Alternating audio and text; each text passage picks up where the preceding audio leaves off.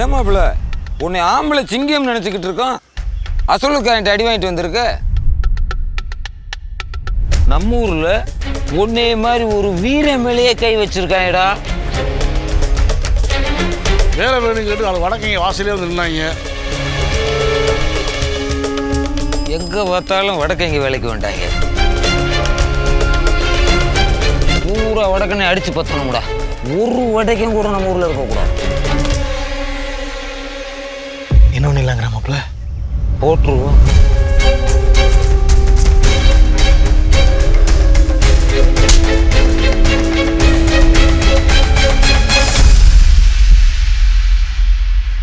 டேய் வடக்கண்ணாயே, உன்னை கொல்லாம விட மாட்டேன்டா.